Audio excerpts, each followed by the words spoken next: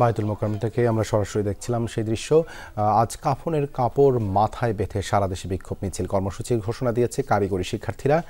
এ বিষয়ে আরও জানাতে তেজগাঁ থেকে যোগ দিচ্ছেন সহকর্মী হাসিবুল করিম বিজয়। বিজয়, কর্মসূচি শুরু হয়েছে কিনা বিস্তারিত জানাবেন। হ্যালো, শোনা যায়?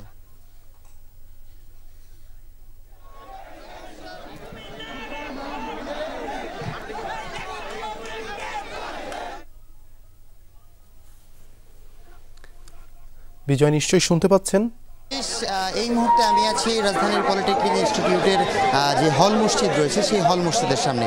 পূর্ব ঘোষণা অনুযায়ী কিন্তু তারা যে কর্মসূচি আসলে দিয়েছিল সেই কর্মসূচি অনুযায়ী কিন্তু তারা আজকে তাদের যে আন্দোলন সেটি কিন্তু তারা পালন করছে। আপনি দেখতেই পাচ্ছেন যে এখানে কিন্তু পলিটেকনিক ইনস্টিটিউট এবং কারিগরি শিক্ষা বোর্ডের যে শিক্ষার্থীরা আছে তারা কিন্তু কাফনের কাপড় পরে তারা তাদের মিছিলের প্রস্তুতি নিচ্ছে এবং তারা কিছুক্ষণের মধ্যে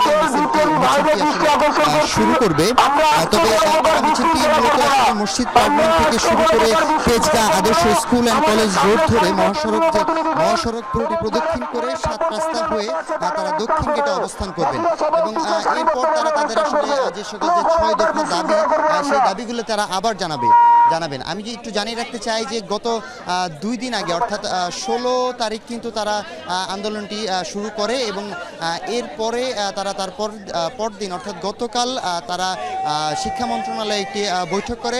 সেখানে শিক্ষা মন্ত্রণালয়ের উপসচিবের সাথে এবং শিক্ষা মন্ত্রণালয়ের যারা কর্মকর্তা রয়েছে তাদের সাথে তারা বৈঠক করে এবং বৈঠকের পর তাদের ভাষ্যমতে হচ্ছে তাদের যে দাবি সেই দাবি আসলে তারা মেনে নিলেও বিষয়টি আসলে তারা সন্তোষজনক হয়নি এবং এই জন্য তারা সারা দেশে কিন্তু আবার আন্দোলন ডেকেছে এবং তারা কিন্তু এবার কাফনের কাপড় মাথায় বেঁধে তাদের আন্দোলনটি আসলে শুরু করেছে।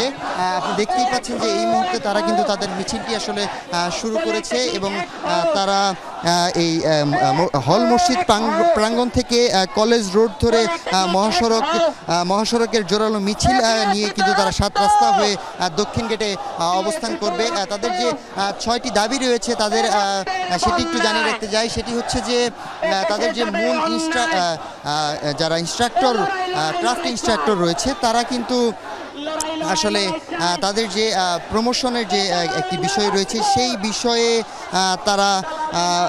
তারা তাদের দাবিটি আসলে জানিয়েছে এবং এছাড়াও তাদের উন্নত শিক্ষার কথাও কিন্তু তারা আসলে জানাচ্ছেন এবং সবকিছু মিলিয়ে যদি আসলে দেবাশিস ধন্যবাদ বিজয় আমাদের সাথে যুক্ত হবার জন্য।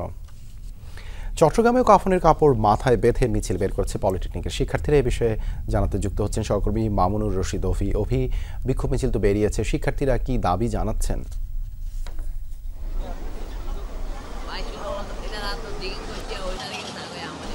দেবাশিস, মিছিলটি কিন্তু চট্টগ্রাম মহানগরের নাসিরাবাদ যে পলিটেকনিক ইনস্টিটিউট রয়েছে সেই তাদের ক্যাম্পাস থেকেই মূলত এটি বের করা হয়েছে এবং সেই মিছিলটি এসে এখানে মোড়ে অবস্থান নিচ্ছে। প্রায় শতাধিক শিক্ষার্থীরা এখানে এসেছেন। তারা যেটি দাবি করছেন, বিগত কয়েক মাস ধরে তাদের 6 দফা দাবি নিয়ে তারা রাজপথে আন্দোলন করছিলেন। সেই 6 দফা দাবি নিয়ে গতকাল সরকারের ঊর্ধ্বতন কর্মকর্তাদের সাথে বৈঠক করার কথা ছিল এবং সেখানে তাদের ফলপ্রসূ কোনো সুরাহা না হওয়ার কারণে কিন্তু আজকে তারা কিছুক্ষণ আগে থেকে এখানে এসেছেন। তারা দাবি করছেন যে এই দাবিগুলো অবৈধভাবে 30% কোটা ইনস্ট্রাক্টর যে একটি পদ রয়েছে সেই অবৈধভাবে তাদেরকে আসলে প্রবেশ করানো হচ্ছে বা তাদেরকে নিয়োগ দেওয়া হচ্ছে। এই বিষয়টি তারা নিয়ে অনেক বেশি ক্ষোভ প্রকাশ করছেন। একটু কথা বলতে চাই তারা আসলে কি দাবিগুলো চাচ্ছেন এবং তাদের মূল দাবিগুলো কি, সেই বিষয়গুলো নিয়ে একটু কথা বলতে চাই। আপনারা একটু বলেন আপনাদের এখন মূল দাবি কি? আমাদের মূল দাবি হচ্ছে যে 6 দফা দাবি আছে যে ক্রাফট ইনস্ট্রাক্টর পদোন্নতি 30% দেওয়া হয়েছে সেগুলো বাতিল চাচ্ছে, হাইকোর্ট থেকে যে বাতিল করা হবে। কিন্তু আমাদের কালকে এইভাবে নিয়ে বসার কথা ছিল কিন্তু আমাদের প্রতারণার শিকার হয় আমাদেরকে সমন্বয়ক যারা ছিল তাদেরকে পাঠানো দেওয়া হয়েছে কিন্তু কোনো এসি রুমে বসে কোনো কার্যক্রম হয়নি এখানে।